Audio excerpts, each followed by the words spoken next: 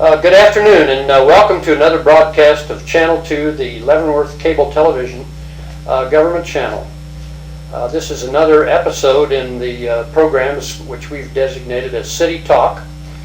City Talk is essentially an effort to show that how Channel 2 can be used by governmental entities and governmental departments to convey the message of government to the residents of the city of Leavenworth and the city of Lansing, which comprises our viewing audience. Our guest today is Robyn Stewart. Robyn is a new employee with the city of Leavenworth.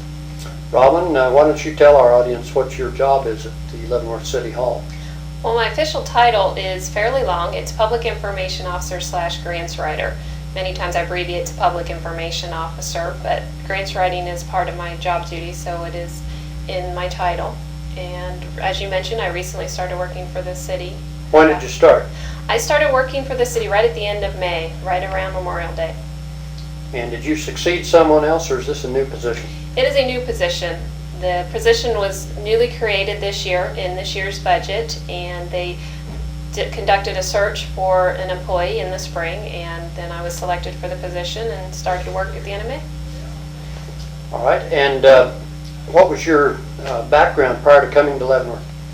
My background is working in city government, and I've spent much of my time doing that since getting out of school, as well as while I was in school. I have, I guess, would you like to cover education, or well, what would you like we'll to back talk up about? and cover that. But did you work for city government before coming here? Before coming to Leavenworth, I worked for the city of Overland Park in the Public Works Department there. And how long was that, Robyn? That was for 4 years. All right, so you've got a lot of experience under your belt then, right? Yes. Relatively, I guess. Okay. Let me just back up a little bit, because I'd like the viewers to get to know you a little bit. You grew up in Ohio, as I understand it. Where was that? I grew up in Columbus, Ohio. Did you go to school there as well? Not for college. Obviously, when I was growing up, I did go to school there. But then when I went to college, I went to Wittenberg University in Springfield, Ohio. Wittenberg, is that a liberal arts college, or what is that? Yes, it is. It is a private liberal arts school in Ohio. Ohio has quite a few of those scattered around the state. And what did you study there? I majored in political science and minored in economics. So my background was in political science arena, but did pick up some courses in economics. Well, one would suppose that you would find some relevance for political science and economics in your job at the city. Is that true or not? It is true. It's very helpful. Working in government, it's very helpful to have knowledge of politics and how the political arena operates. And so my political science background did help provide me with some good information and ideas to work from. Well, just so I give our audience a little assurance here, you do have an education that's related to the state of Kansas as well. Is that correct? Yes, Tell I us did go to a school in the state. All right, that gives you added credibility. Tell us about that, would you please? I received a master's degree from the University of Kansas. In fact, that's what brought me out to the state from Ohio. I applied to graduate school out at KU and was accepted there and came out to study public administration there. And how long of a course is that? How long does that take you? It's a 2-year program. It's actually set up where for the first 12 months you take classes on campus, and so I was actually in Lawrence for 12 months or a year, and then the second year is set up with a full-time internship working for a local government. And so after you took your coursework, where did you take your internship? I interned with Johnson County. I had a full-time internship there while I was finishing up my master's degree, and it was set up as a year-long program for an intern. The county routinely hires those interns every year. It's in the budget office, but then I also worked with other county agencies and county departments. So you're a graduate then, you have a master's degree from University of Kansas? Correct. And after you worked for the county of Johnson, did you then go to work for Overland Park? Yes. Upon receiving my degree from KU, my internship was starting to wrap up and there was an opening in Overland Park, so I went there. Tell us a little bit about what your experience was in Overland Park, would you?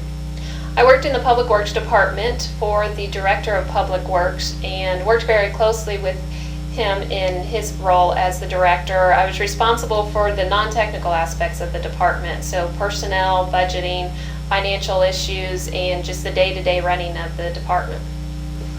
How'd you get interested in government? I've always been interested in government and the structure of government. When I was in high school and took some government classes, it kind of caught my attention. However, when I went to college, I started off majoring in a different area, but being a liberal arts school, I needed to take classes in several different areas and several different disciplines in order to receive my degree. And I took a few political science classes and really liked them and ended up switching my major. Why, excuse me, you were down at Overland Park then for how long? For 4 years. Did you find, after you came to Leavenworth, did you find that the government structure here in Leavenworth was similar to that in Overland Park? The structure is very similar. Both cities have a commission or city council form of government with a city manager and a full-time city manager, where all of the commissioners, as they're called here in Leavenworth, or council members, as they're called in Overland Park, are part-time positions who hire a full-time city manager. So the governing body is basically a policy-making group in either case, is that correct? Correct. Their primary role is for setting policies, which then the city manager and the rest of the city staff implement those policies. And you find that helpful then in making the adjustment to Leavenworth? It was a fairly easy adjustment. The communities are different in terms of different characteristics, but the government structure is very similar. Well, let me tell our audience that I'm happy to inform them that you actually moved to Leavenworth. You live in the city of Leavenworth. And I personally think that's real important for you to be an effective part of the city administration. So I want to congratulate you on that. And I hope you like living in Leavenworth. Yes, my husband and I moved here shortly after I accepted the position with the city, and we are enjoying the community very much. We have really liked living in here so far, and I'm sure we will continue enjoying living up here. We've met many wonderful people and are really enjoying being here. Well, let's talk a little bit about your duties at City Hall. Can we do that? Yes. All right. First of all, I want to tell the viewing audience here that you're normally behind this camera Yes, when we're doing these programs. It's a little different being in front of the camera this time. Well, I knew you could do it, and you're doing just great. Tell us what your duties are as public information officer. What are you going to do for the city? Well, to summarize, I'm responsible for many of the different avenues that we use to get information out to the public. So I work on Channel 2, which is the city's cable TV station, which the city uses to get information out to the public about governmental issues and issues of interest to the community. I also work with the city's website, and that's currently a project that I would like to focus some energy on in terms of putting more information and enhancing our website. What is the website address, by the way? It's www.lvks.org. All right. And how often do you revise the website? Generally, it's time allows, although we have a few screens currently that receive regular updates. We put the agendas for the city commission meetings on the website, and we put the schedule for Channel 2 on the website, as well as some other similar items that need to be updated weekly in general. And so those are items I go in and update on a weekly basis. Much of our other information is static information that doesn't change on a regular basis, so it's not updated as frequently. However, one of the things I'm working on is trying to do some revisions to the website and adding more information, with the idea that perhaps we would have kind of a current events page, what's happening in the city, that would be revised every week or two with just general information on current hot topics. All right. What about media relations? Do you do news releases, for example, about what's going on at City Hall and send it out to the media? Yes, that's part of my part of my job duties.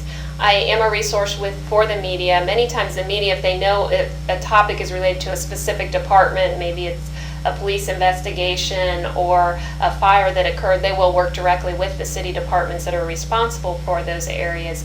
But I am a resource if they're not sure who to go to or just need some general city information. They can call me and I can either answer their questions if I already have the information or track the information down for them. I also do issue press releases on different topics that come up that the city needs to get information out to the public about. What media outlets do you contact, by the way, for the city of Leavenworth? Primarily, the most frequent ones that I work with are the Kansas City Star and the Leavenworth Times. I do also provide information to the Shopper, the Chronicle Shopper, and for their insert into their publication if they're interested. For bigger issues, the city will also work with the TV stations, some of the Kansas City-based TV stations, as topics interest them. That is an area that I'm still developing. I'm working on the contacts there. To this point, it's primarily if they hear about something, they'll contact us, but that's something I have on my agenda of things to do, is really develop a closer relationship with them so that they am more familiar with who I am and what I can do to help them. Okay. We also chatted a little bit about a newsletter that you're about to get out. Tell us about that. Well, one of the ways that we want to get information out to the public and Leavenworth residents is through a newsletter. And we're going to partner with our current mailing that already goes out about our recreation programs. Our Parks and Recreation Department 3 times a year sends out information about upcoming recreation programs. And I'm going to partner with that publication and include information about general city news. The first one should come out to residents. They should start seeing it at the end of December. So this newsletter then will cover what kind of topics? Well, some examples for our first newsletter, which will be coming out in December, there's information about snow removal, what the city does for snow removal, as well as any responsibilities that residents have. For example, information about clearing sidewalks, as well as the city's priority for clearing streets. So just heads up as to what to expect. Another article focuses on the new fire station out on 20th Street and the amenities for that station, as well as some pictures from the construction. All right. Let's talk a little bit about the website. What are your plans for future development or use of the website? I have many ideas floating around, and I'm always looking for new ideas. So if anybody has any suggestions of things they'd like to see about the city on the city's website, I'm more than open for that input. One example is I want to provide more information about the departments and department facilities. And so an example is the city's park system. And the city has numerous parks around the community with many different amenities. And so one of the things I want to do is highlight each park and list the amenities for the park, as well as include some pictures so that if somebody wants to have an outing, they can look at the different parks and know what facilities are available. Let's move to another topic here, grant writing. You mentioned that you're in charge of grant writing for the city. I do work on grant writing. What does that mean? It means I assist departments when they identify grants that they'd like to apply for, or I also try to keep an eye out for grants that the city might be interested in pursuing. There are quite a few grants that the city applies for, and so I tend to get involved in grants that are one-time grants, or maybe with departments that don't normally apply for grants, to lend some assistance in filling out those applications. Are we talking about federal money, state money, or what? Both. Private money? Most of our grant money comes from federal or state government, although if we identify money from private sources that is available for city programs or things that the city wants to accomplish, we will pursue that. In the few months that I've been here, we have not applied for any with private money, but that doesn't mean that we exclude those. Give us an example of a successful grant application that might have been a benefit to the city of Leavenworth. Well, the city receives quite a few grants, many in the police area, and one example that some residents may have already heard about is in the police area, the city purchased defibrillators for people whose hearts have stopped or need to be shocked, essentially.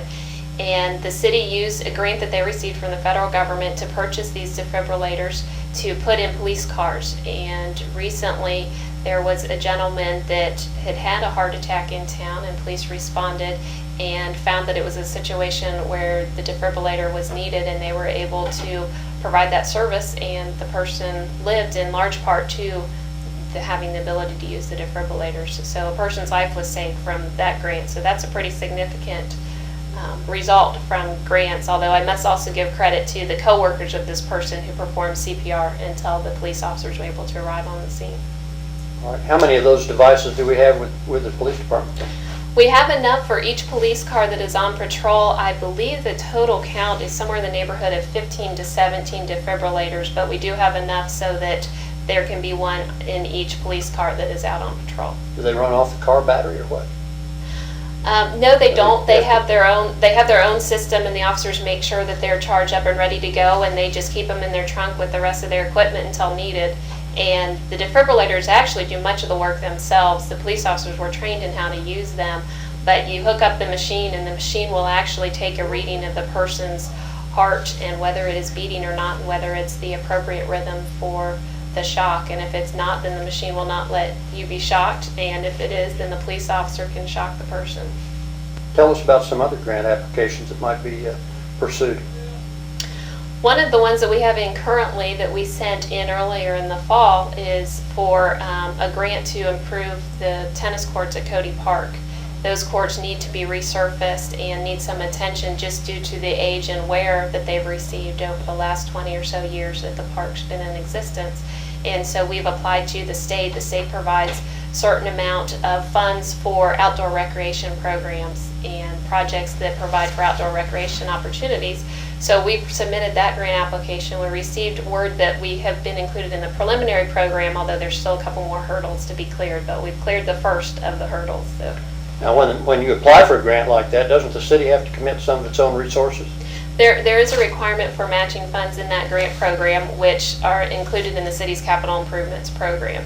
And the grants varied. Some of them are 80-20, where the state will contribute 80% of the funding and the city needs to contribute 20%. Some are 50-50, and this one, if I recall correctly, is a 50-50%. So the city needs to match 50% of the funds. Excuse me, I didn't mean to talk over you. Oh, no problem.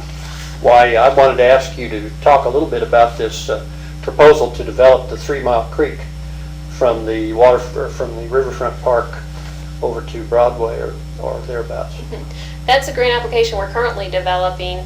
The federal government has funds available for a grant program, and the city is developing a submittal to develop 3 Mile Creek and to enhance that creek, that streamway, going from Landing Park to Haymarket Square. And the idea is to clean up the creek and also provide a trail where you can walk and or bike along there. And so you could conceivably walk from Landing Park to Haymarket Square, and that gives you good access to the downtown area, as well as hopefully a nice scenic section of the city to enjoy. And that application is due in early December, and there will be stiff competition for the funds, but we're hopeful that we will receive good consideration for that application. So there isn't any plan then to develop that scenic walkway until the grant money is available, is that right? If grant money is not, if the grant is not awarded and the grant money not received, then the city will still need to consider the project and where it might fit in the future. The city has talked about this project for a few years and has not found the funding for it, and so it's out there on the horizon as something the city wants to do. The grant program is actually slated for 2003, so if the grant is received, it's still a few years out before the project would actually occur. Why, let me ask you about Channel 2, since that's one of my primary interests. Are you going to be in charge of the administration of this channel? Yes. Okay. Tell the viewing public what your duties are then, would you? Well, just about anything related to Channel 2 I get involved with. The city has set up a cable TV advisory committee which provides input to the city commission as well as to me about Channel 2, where we want to take the TV station in the future and what program we want to have on the TV station. So I work with that advisory committee, and that committee meets monthly. And then I also work with the other authorized entities. There's half a dozen or so, I think we're a little over half a dozen by now, entities that can submit programming information or videos or so forth to run on Channel 2. And so I work with each of those entities to get that information and actually put it out on Channel 2. Why, at some of these meetings we've talked about the plums that are out there, like the library, for example, or the fine arts sources, community theater and the like, as being great sources of information and programming for Channel 2. Tell our viewers how those ideas are coming along. Are they coming to fruition or not? They are coming along. We're constantly working with all of the authorized entities, but we are developing ideas for the library, as you mentioned. Some ideas are to have book reviews out on Channel 2, also to create short video clips of the different amenities at the library. Another resource is the Leavenworth School District, and one of the recent things we received from them are tapes of the lunch menus for the elementary and middle schools. Lawson Elementary students they've created videotapes announcing what the lunch menu is for each day. So far they've done the month of November, and so we started broadcasting those in November, and those are broadcast every morning. Well, if parents or kids want to see that program, where do they tune in and when? Well, they're on Channel 2 if you have cable at home or wherever you are, and they're shown at 6:45, at 7, and at 7:15 in the morning. All right, is there a plan to use some schools other than Lawson? There's discussion to include Nettie Hartnett also. Both of those schools received a grant to learn about food nutrition and for the children to learn more about eating healthy, balanced meals and so forth. And so those are the two schools that have gotten involved so far. They actually work with planning the lunch menu on occasion, and they're also learning more about food nutrition. So as part of that grant program, they wanted to start broadcasting the lunch menus, and so that's provided some of the funding for that process. So that's why we started off with Lawson, and we're just today I was talking with some members from the school district about getting Nettie Hartnett involved, also that school, and tossing around ideas of what they want to do. Since Lawson's doing the lunch menu, they want to come up with some different ideas. So one idea is maybe to broadcast the breakfast menu for children who eat breakfast at the school. Why, I assume that, you mentioned the school district as being a possible source of future programming. My personal view is that what's going on in the schools is probably some of the more important things that government is doing. We're fond of saying, and I think it's really still apt, that is, by what you and I are doing right now, we're demonstrating to governmental entities all over that it's very easy to produce a program now with the type of equipment that we have and put it on Channel 2 and inform the public about what's going on in their community.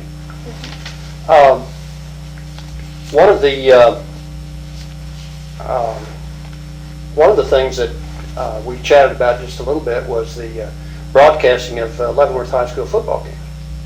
Is that going on now? It has been going on. They've stopped playing now. Their season is done.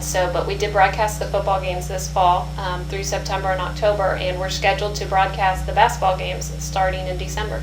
What I wanted to get to was, are these live broadcasts or are they tape delayed?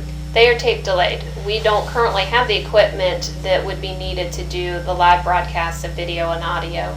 And so we tape all of our programs and then play them at a later time. With the football schedule, they played on Friday evenings, and so we broadcast those for the first time, then on Saturday evenings, and then a couple other times.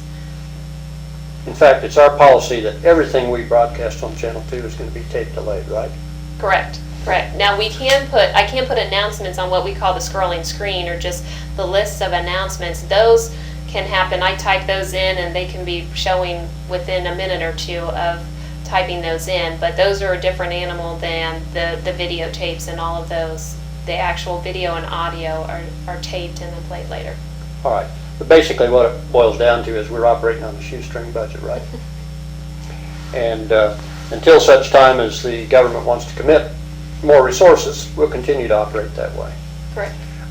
One of the things that I'd like to point out, maybe have you comment on, is that since the cable television became more active and we started broadcasting on Channel 2, we've taken on a couple of new members of the committee, or authorized users, I should say. One of them is Fort Leavenworth, and there is a regular program now on Channel 2 having to do with military matters. Is that correct? Yes. Now, what is that? The videotape, or the regular programming that we actually schedule, which is a videotape, is called Army News Watch, that we receive from Soldiers Radio and Television. And that comes to me every other week or so. And so once I receive those videotapes, I broadcast those. They're a half-an-hour news format type show that just highlights things going on in the Army. And then I also, more locally from Fort Leavenworth, I receive announcements that I run on our scrolling screen. And periodically, if they have different programs, I'll receive a video of those. They recently had their town hall meeting a month or two ago. May have been longer than that. I lost track of time of when that happened, but we also broadcast that. That was once again tape delayed, so it was played a couple days later than the actual town hall meeting, but we did broadcast that for anybody who was interested. Well, another authorized user that we've recently had join us is the city of Lansing. Yes. And they've had some programming submitted to us. What does that consist of? We've run, once again, some announcements for them, some construction pictures as well of construction in progress in Lansing. We did, through the city of Lansing, run highlights from their football games also. We caught that at the tail end of the season, but did start running those. And those seem to go off very well on Channel 2. And they continue to develop new ideas of things that they would like to include on Channel 2.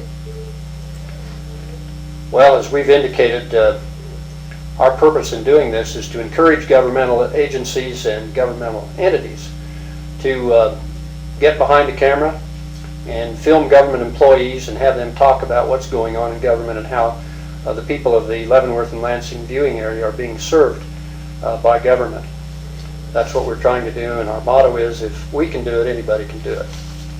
So I want to conclude this program and thank Robyn Stewart, whose title is Public Information Officer for the city of Leavenworth, for being with us and for all the hard work she does in producing Channel 2's programming. Thank you. Thanks, Robyn.